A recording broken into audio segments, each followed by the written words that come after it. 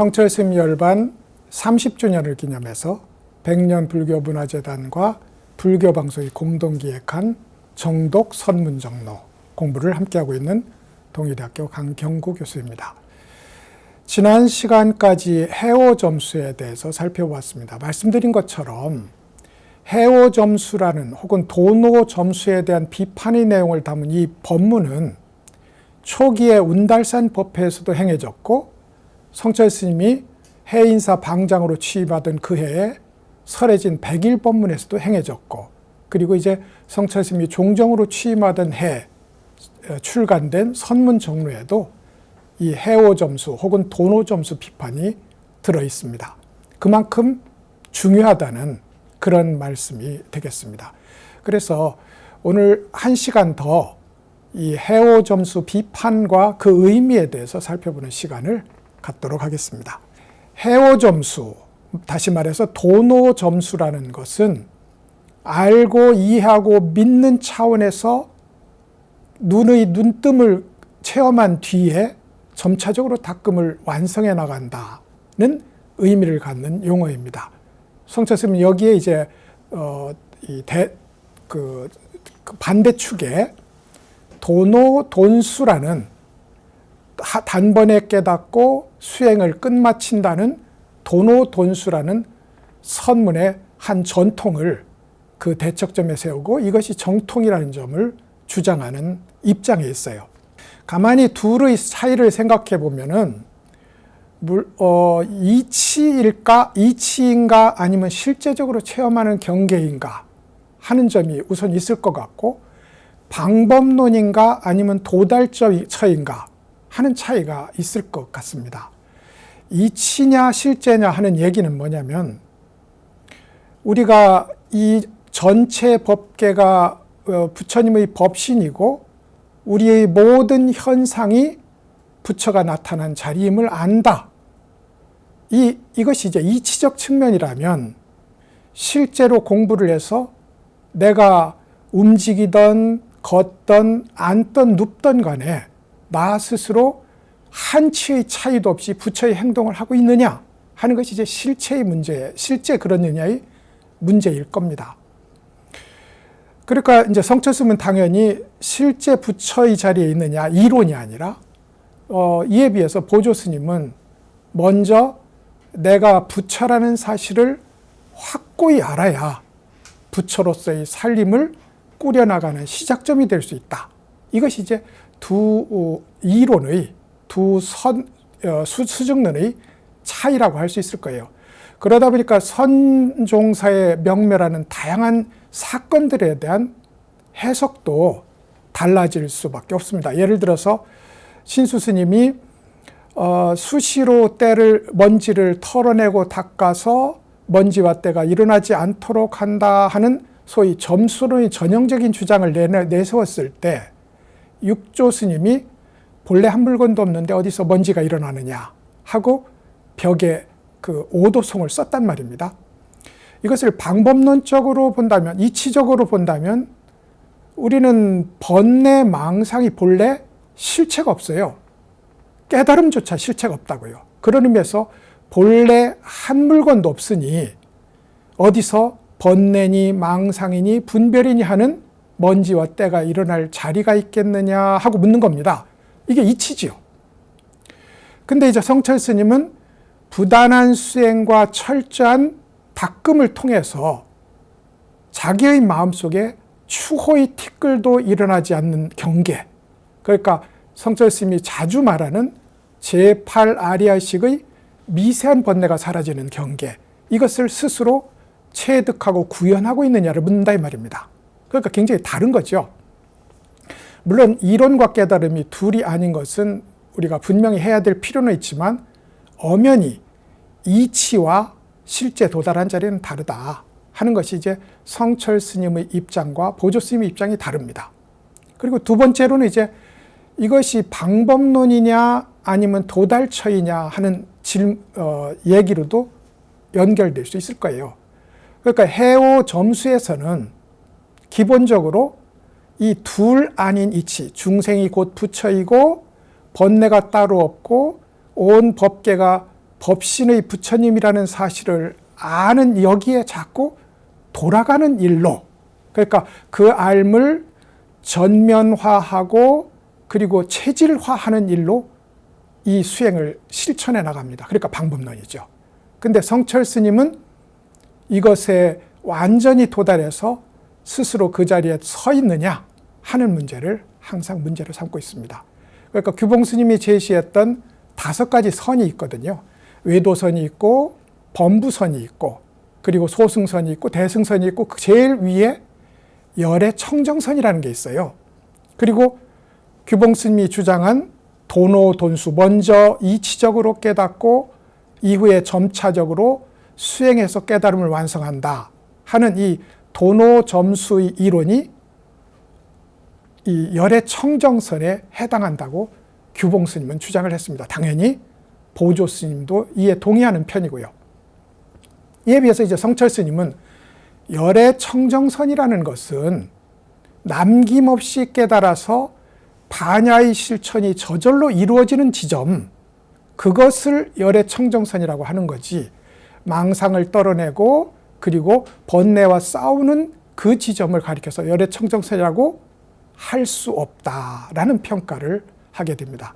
그런 의미에서 서 있는 지점에 따라서 성철 스님과 보조 스님의 입장은 퍽 다르다, 아니 정반대다, 이렇게 말씀드릴 수 있을 것 같아요. 전에도 제가 조심스럽게 말씀드렸는데 이 보조스님, 보조선이라고 합시다. 보조선과 성철선에 우리가 옳고 그름을 붙이는 문제는 만약에 우리가 수행에 임하는 입장이라면 결코 바람직한 일이 되지 못한다. 근데 성철스님은 왜 그렇게 보조스님을 비판했을까? 그것은 중생들을 수행과 깨달음의 길로 이끄는 모든 조사들, 선지식들은 자기가 제시한 길이 이 세상에서 유일한 길이라고 주장해야 될 필요가 있어요. 그래야 힘있게 안내할 거 아닙니까?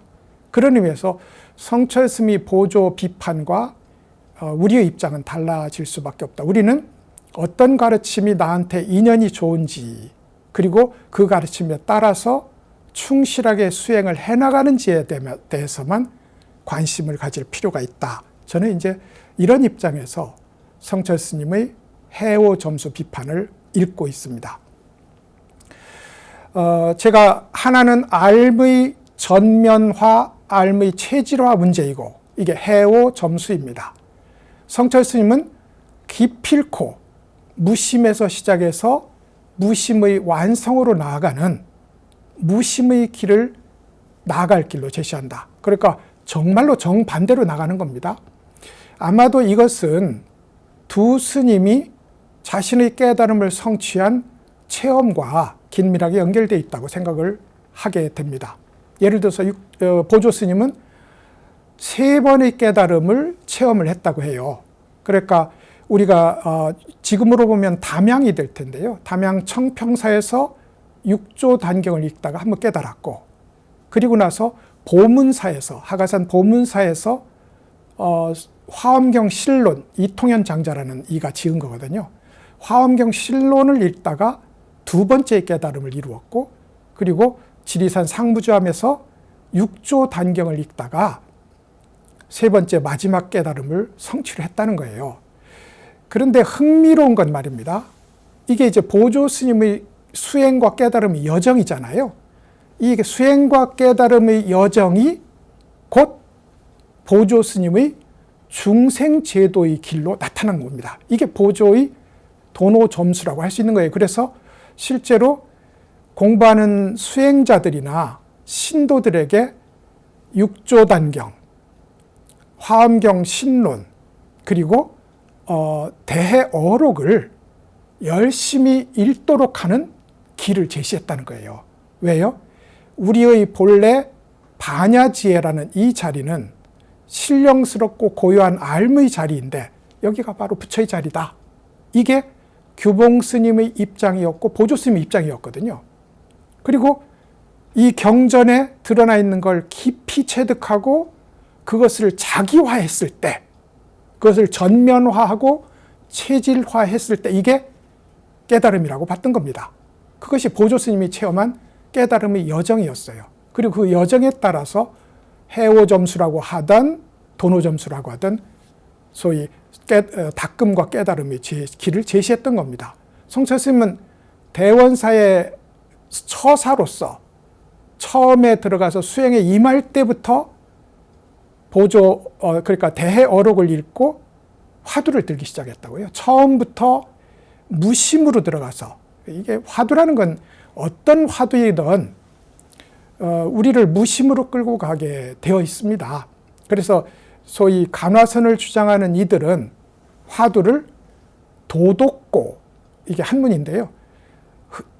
독을 바른 북이라는 게 있었어요.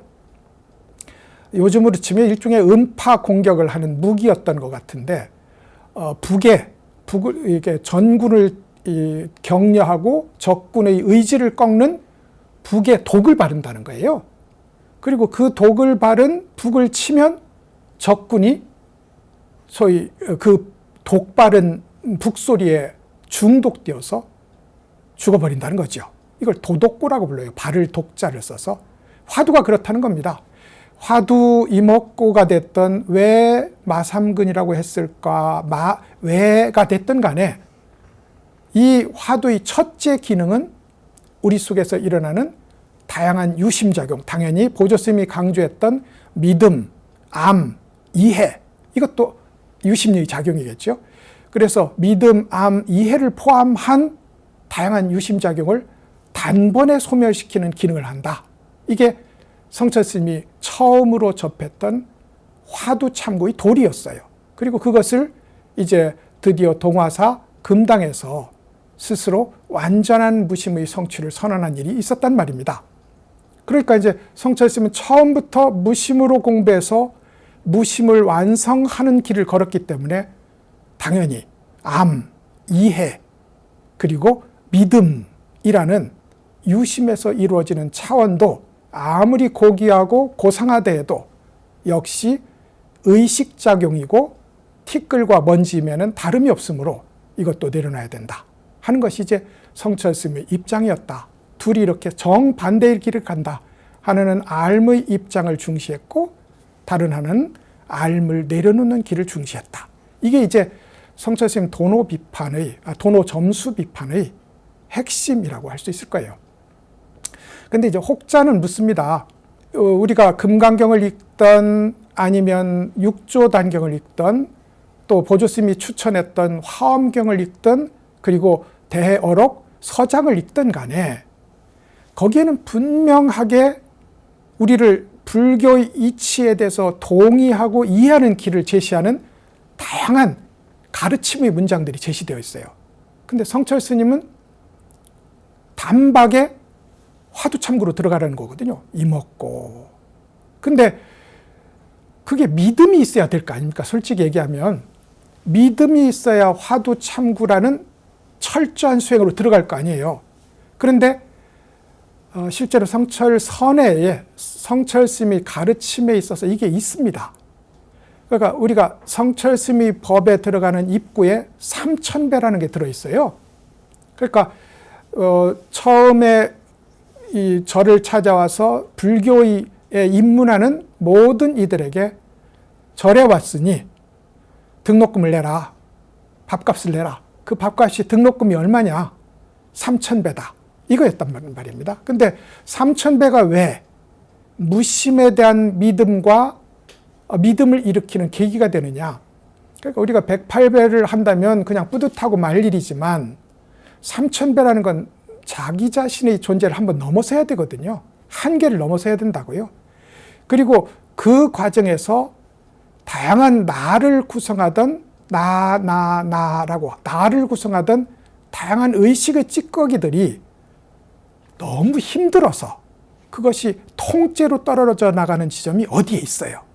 그게 2,000배를 넘건 2,900배에 600했던 어느 지점에 가면 그렇게 나라는 걸 주장할 힘조차 요만큼도 남지 않은 지점이 있다고요. 거기서 무심을 체험합니다.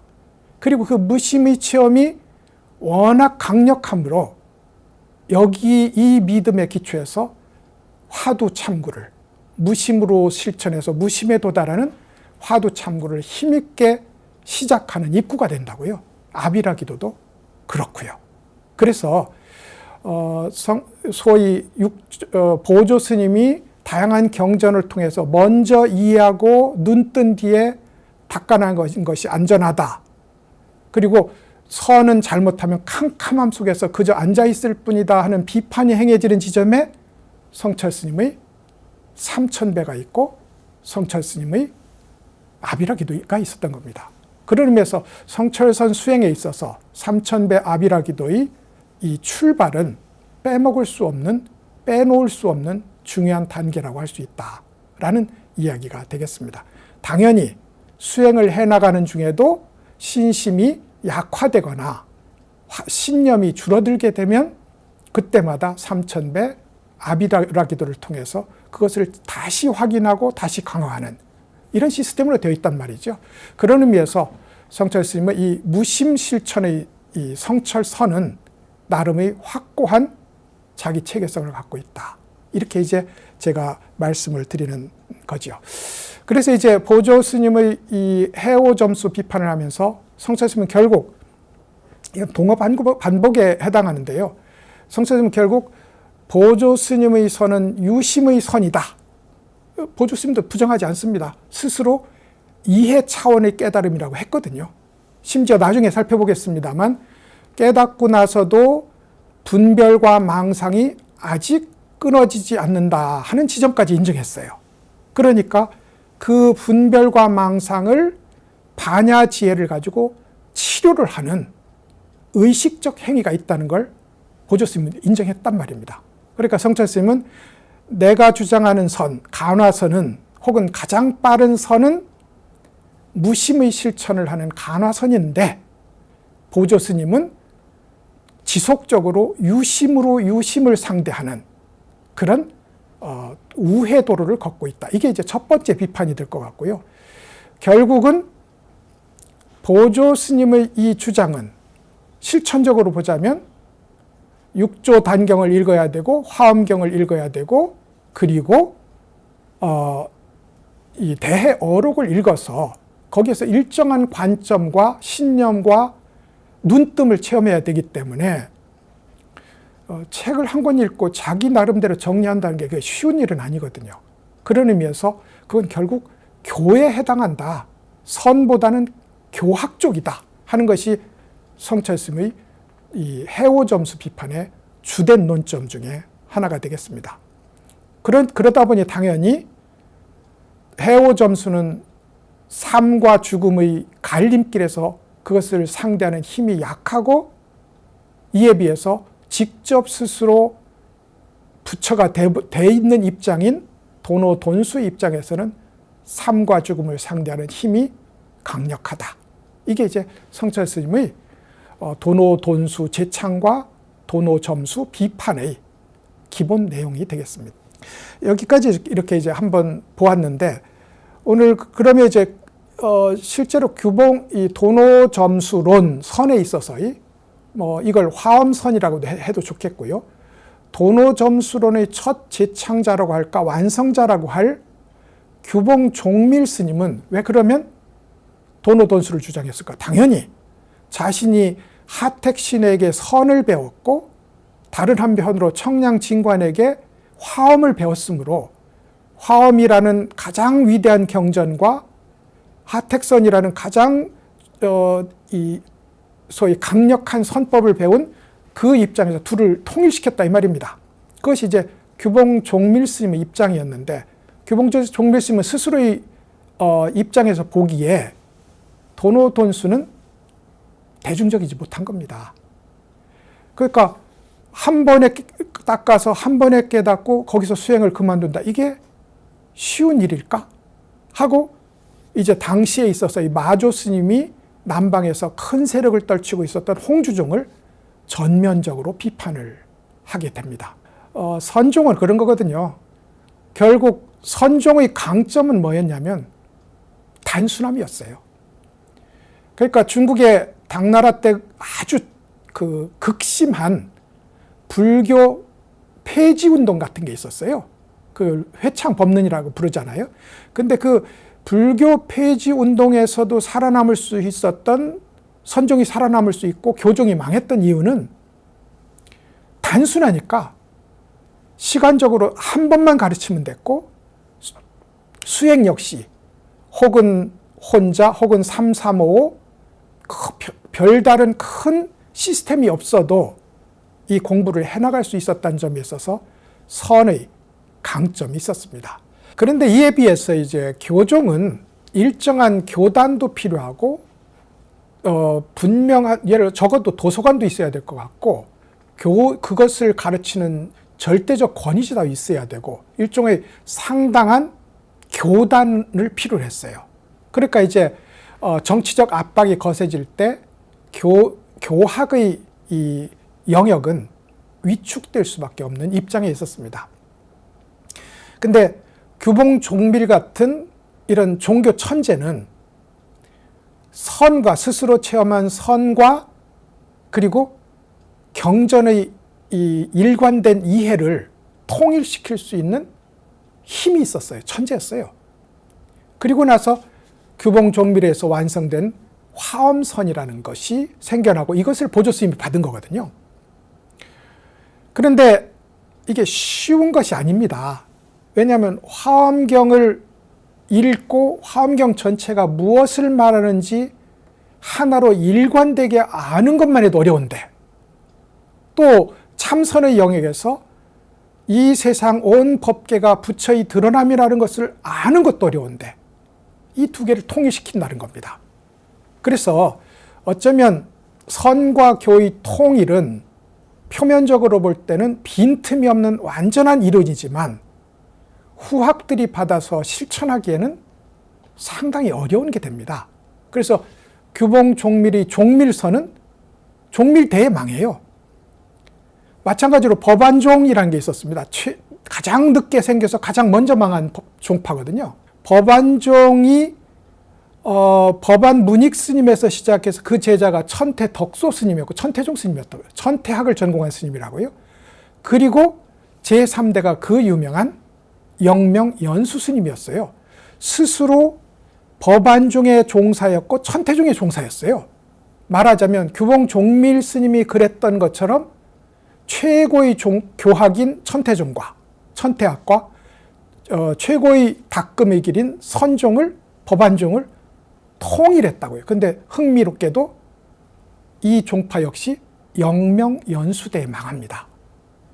이 말은 이론적으로 완벽해서 빈틈이 없으면 그것을 이어받아서 실천하기가 벅차다 하는 것의 한 증명이 될 수도 있다 하는 얘기가 이제 결코 선종과 교종을 통일한 것이 우리가 생각하는 것처럼 그렇게 쉬운 것은 아닌 것 같다라고 우선 말씀을 드릴 수 있을 것 같습니다. 어찌되었든 규봉 종밀이 비판했던 홍주종, 다시 말해서 마조 스님의 법은 스님 당대에도 88명의 선지식이 있었고 그 이후로 그야말로 선종사에 쟁쟁한 조사들이 나와서 선의 황금시대를 열었다. 그것이 이제 그러면 어떤 것이 대중적이냐? 역사적으로는 도노돈수의 이 단순한 교법이 더 대중적이었구나라는 것을 역사적으로 확인할 수 있다. 이게 성철스님의 입장이기도 합니다. 오늘 이제 이 해오 점수를 정리하는 입장에서 그래도 소위 그 해오 점수론의 주된 주창자 중에 하나였던 보조스님의 얘기를 한두 개 읽어보고 그리고 그에 대해서 선종의 정통에서는 어떻게 말하고 있는지를 살펴보는 방식으로 결론을 지어보도록 하겠습니다. 이 책으로 보면 643쪽이고요. 인용부호로는 13-6이 되겠습니다. 이게 13장이란 말이죠. 조금 긴 문장인데 절반씩 나누어서 읽어드리겠습니다. 자성이 본래 공적한 것으로서 부처와 다르지 않음을 단번에 깨달았다 해도 이게 견성입니다. 여기서 말하는 자성이 본래 공적한 것으로서 부처와 다르지 않음을 단번에 깨달았다 해도 이 오래된 습관의 기운을 단번에 제거하고 소멸하기는 어렵다. 습관의 기운, 이걸 한문으로 습기라고 하는데요. 우리가 김유신이 말이 김유신이 원하지 않았는데도 계속 천관녀의 집으로 발길을 향한다 이 말입니다. 우리가 탐진치에 너무 익숙하다 보니 누가 권장하지 않는데도 저절로 탐진치의 길로 자꾸 가게 돼 있는 것이 이 마음의 습관의 기운이라는 겁니다. 그래서 이것을 단번에 제거하고 소멸하기가 어렵다. 그러므로 지속적으로 조절해 나가는 시간이 필요하다. 이것을 이렇게 말했어요. 그러므로 마음에 거슬리거나 뜻대로 되거나 하는 상황을 만나면 화내기도 하고 기뻐하기도 한다.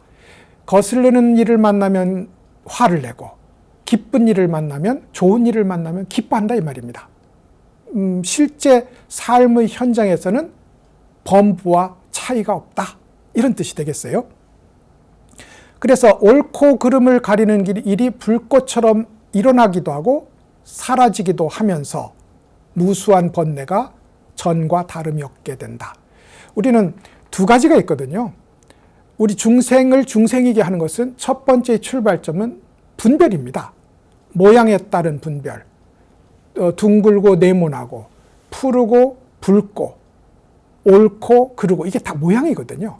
여기에 분별을 짓고 나면 당연히 나에게 가까운 것은 내 편, 나에게 먼 것은 남의 편, 편가르기가 시작됩니다. 이게 집착이에요. 이 분별과 집착 혹은 분별과 망상이 여전하다는 겁니다. 내가 부처임을 알고 난 뒤에도 말이죠. 그래서 반야지혜로 공부를 더해가면서 이게 반야지혜가 처음에 이해적 차원에서 깨달은 그것입니다. 반야지혜로 점점 초기에 깨달았던 그 자리로 거듭거듭 돌아가기를 반복해요. 그걸 통해서 처음에는 단순한 알미던 것이 점차 전면화되고 스스로의 체질로 바뀌어갑니다. 이걸 일컬어서 선문에서는 낯선 것은 낯익게 만들고 반야지혜는 우리한테 낯선 거거든요. 그래서 반야지혜는 우리가 이렇게 자 반야 여기 있습니다 여기 있습니다 해서 엄청나게 권유를 해도 아무도 안 따라가요. 그래서 낯선 것은 낯익게 합니다. 이것에 비해서 낯익은 것은 낯설게 하는 길을 걷습니다. 번뇌는 망상은 낯익은 거거든요. 아무도 자 번뇌 이리 오십시오 하고 권장하거나 안내하는 사람이 없어도 어떻게 알고 번뇌의 길로 끝없이 쏠려나가는 것이 중생의 삶이라 이거예요. 그러니까 이 소위 반야지혜의 인도를 받아서 해오의 깨달음을 받아서 점차적으로 망상을 다스려 나가는 것, 이것이 도노점수의 길이다 이거죠. 그래서 다시 읽어드리면 만약에 반야지혜로 공부를 더해가며 힘을 붙여나가지 않으면 어떻게 무명번뇌를 다스려 크게 쉬는 자리에 도달하겠는가. 크게 쉬는 자리는 공부가 끝나는 자리를 가리키는 거죠. 기본적인 핵심은 먼저 깨달아도 번뇌의 습관이 남아있어서 우리를 중생 살림 속에서 놀게 한다. 그러므로 거듭거듭 처음에 깨달은 그 자리, 여기가 반야지혜가 드러난 자리죠. 그 자리에 돌아가서 그것에 의지해서 번뇌와 망상을 점차적으로 항복시켜 나가는 길을 걷자. 이게 수심결 보조스님의 도노점수가 전형적으로 나타난 수심결의 구절이 되겠습니다. 수심결이라는 책은 퍽 읽기 좋게 되어 있어요. 9개의 질문, 수행상에 나타나는 9가지의 질문을 제시하고 9가지에 대해서 답을 제시하는 아주 간편한 수행 지침서라고 할 수 있습니다. 그 중에서 이런 질문을 한 거예요. 깨달았다면서 왜 점차적 닦음이 필요한가? 라는 질문을 한 겁니다. 깨달았으면 그만이지. 이게 이제까지 그 질문자가 들어온 깨달음의 원론이었어요. 그런데 보조 스님이 깨달은 뒤에 점차 닦아야 된다 하는 주장을 내놓으니 왜 깨달았는데 또 닦아야 되느냐? 라는 질문을 했고 보조 스님이 번뇌의 습관이 남아있다. 비유하자면 바다의 바람이 그쳐도 파도는 일정 기간 출렁이게 돼 있는 것과 같은 이치다. 이렇게 이제 설명한 대목이기도 합니다. 성철 스님의 입장에서는 이걸 깨달음이라고 이름 붙이는 일에 대해서 동의를 할 수 없다는 거예요. 왜냐하면 그러면 여기서 좋은 일, 나쁜 일에 희노애락이 무상하다면 그것은 소위 번뇌, 탐진치가 여전하다는 뜻이고, 그리고 옳고 그름을 가리는 일이 여전하다면 그것은 역시 분별이 여전하다는 거다. 그러면 분별 망상이 여전한데 거기에 어떻게 도노, 깨달음이라는 이름을 붙일 수 있겠느냐. 이것이 이제 성철 스님의 일관된 비판입니다. 그렇지만 길이 다르다는 건 제가 모두에 말씀드렸습니다. 보조 스님의 해오점수의 길은 앓을 전면화하는 길을 걷고, 성철 스님의 도노돈수는 모든 고귀한 정신작용까지 모두 내려놓는 무심의 실천, 무심의 완성의 길을 걷는다. 전혀 다른 방향이다. 그런 의미에서 성철 스님의 비판은 내가 걸었던 길이 효과적이라는 이제 소위 확신에 찬 주장일 수는 있어도 옳고 그름을 가리는 길은 아니다. 적어도 우리는 그렇게 봐야 된다. 이 점은 제가 거듭 강조해 드리는 부분입니다. 이제 두 번째 구절 읽어볼까요? 만약에 반야지혜로 공부를 더해가며 힘을 붙이지 않으면 무명번뇌를 다스릴 수 없다. 이랬어요. 반야지혜는 하택 신의 스님은 이걸 공적영지라고 불렀습니다. 참 우리가 무엇을 안다는 건 말이죠. 두 가지의 알미 있습니다. 하나는 내가 그것을 아는 겁니다. 아는 나도 있고 알아지는 그것도 있어요. 아마도 전통적 해석에 의하면 하택 신의 스님의 공적영지는 그런 알의 주체가 있거나 알의 자리가 있어요. 근데 다른 하나는 한 몸으로 알아차리는 문제, 이걸 이제 알아차리는 문제가 있습니다. 말하자면 이걸 한문으로는 금강정체, 금강의 바른 몸이라고 부를 수 있겠는데, 내 허벅지를 꼬집어 보십시오. 그러면 내 손이 내 허벅지를 꼬집었구나 하는 우리가 말하는 암이 일어나기 전에 미리 압니다. 그 암, 그것이 선문에서 말하는 또 하나의 알미기도 합니다. 성철 스님은 아무래도 이쪽일 것 같고, 보조 스님은 하택 계열의 선을 받았으므로 공적영지라는 알의 본체를 설정을 한 겁니다. 그러니까 그게 반야지예요. 거기에 거듭 돌아가서 초기에 깨달은 자리에 거듭 돌아가서 나에게 지금 일어나는 번뇌 망상을 내려놓고 내려놓는 길을 걷는다. 이게 보조 스님이 제시한 길입니다.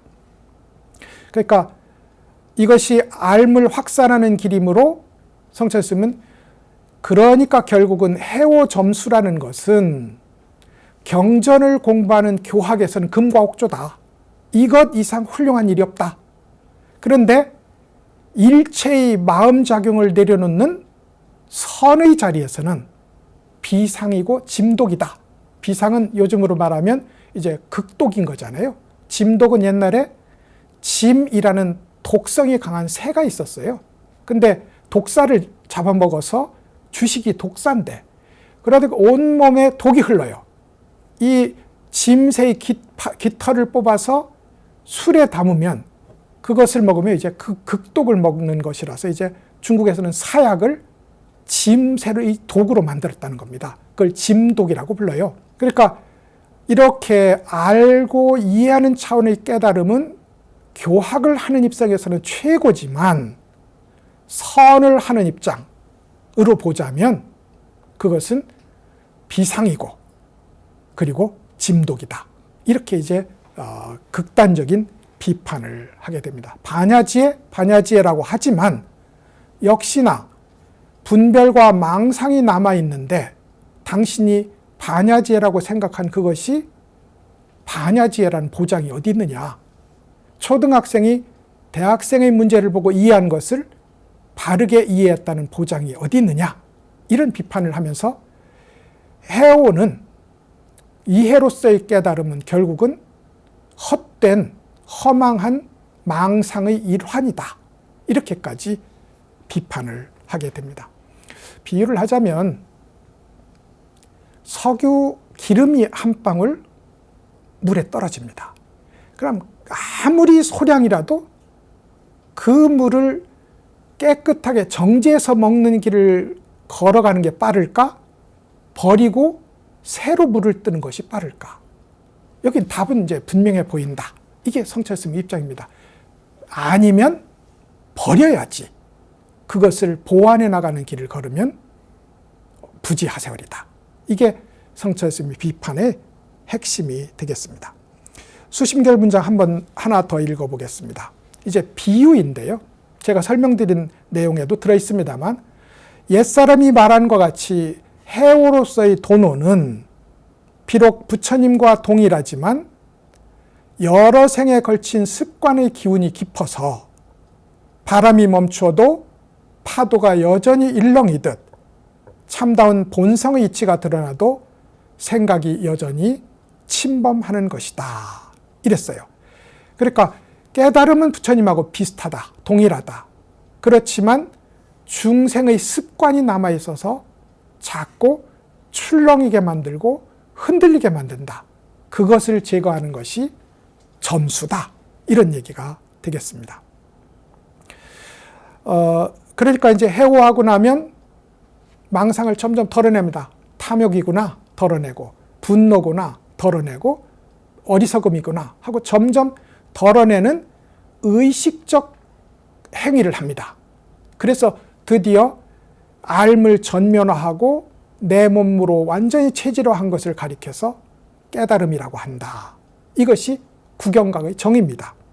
이에 비해서 간화서는 그것이 고귀한 생각이든 아니면 이 아주 저열한 생각이든 모든 생각을 내려놓는 길을 걷는다. 그게 이 소위 성철스님이 주장하는 간화선의 핵심이 된다고요. 이 부처님 경전에 보면 이런 게 있습니다. 부처님의 모친이 마야 부인이지 않습니까? 그런데 마야 부인이 부처님을 낳고 바로 돌아가시고 나서 그 이모인 마하파자파티가 정반왕의 정실로 들어오면서 거기에 이복 동생들이 태어나게 돼요.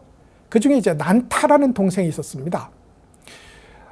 굉장히 아름다운 아내를 맞아서 그야말로 세속적 행복을 두루두리고 있었는데 부처님이 동생을 출가시키기 위해서 천상의 여인들을 보여줘요.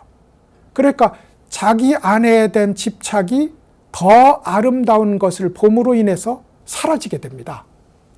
성철스님이 얘기하는 소위 도노 돈수의 자리에 왜 간화선 화두가 있어야 되냐면 화두는 바로 이 세상의 아름다운 것들, 그러니까 난타의 부인처럼 아름답고 애착이 가는 것들에 대해서 당장의 애착을 멈추게 하는 소위 우리의 모든 주의력을 한 곳으로 쏠리게 하는 힘 있는 이 카드가 된다는 거죠. 그것이 이제 간화선이 의식적 소위 의식의 확산, 알의 확산보다 무심의 완성이 훨씬 더 빠른 길을 걷고 그 길에 간화선이 있다. 화두 참구가 있다는 기본적인 내용이 되겠습니다. 이에 대해서 이제 이 원나라 때 최고 승려였던 중복 명본 스님은 이 소위 유심이라는 것, 이것을 만약에 깨닫고 나서 탐진치를 다시 다스린다고 하면 그걸 깨달음이라고 할 수 있느냐. 잠에서 깨었는데 꿈은 어떻게 하느냐고 묻는 일과 같다. 잠에서 깨는 순간 꿈은 순식간에 사라진다고 이 소위 점수론을 비판을 했고, 조선조의 서산 휴정 스님은 기본적으로 이 도노 점수를 정면으로 비판해서 도노 점수하느니 원돈 신해하느니, 원돈 신해라는 건 화엄경과 선을 결합했다는 뜻입니다.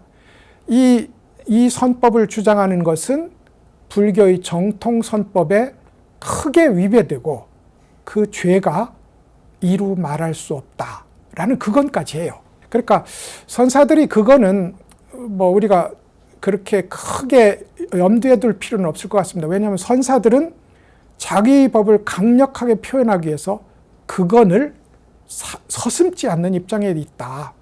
그런 의미에서 이제 성철 스님이 보조 스님 비판이 보조 스님 개인에 대한 비판이 아니라 도노돈수라는 선의 정통 흐름을 한국의 무너진 불교계에 새로 세우기 위한 강력한 방법론 중에 하나였다. 이것을 문학적으로 표현하자면 구름을 물들이면 다른 저절로 드러난다. 이거예요. 그러니까 쭉 이것도 아니고 저것도 아니고 아니고라고 다른 곳을 다 물들여 보면 둥그렇게 남는 하나의 달이 있다. 비판을 통해서 주장을 드러내고자 했던 성철 스님의 도노점수, 해오점수 비판이었고, 그를 통해서 도노돈수의 효율적인 길을 제시한 설법이 바로 해오점수의 장이었다. 이렇게 정리를 해볼 수 있을 것 같습니다. 여기까지 해오점수의 가르침에 대해서 함께 살펴보았습니다.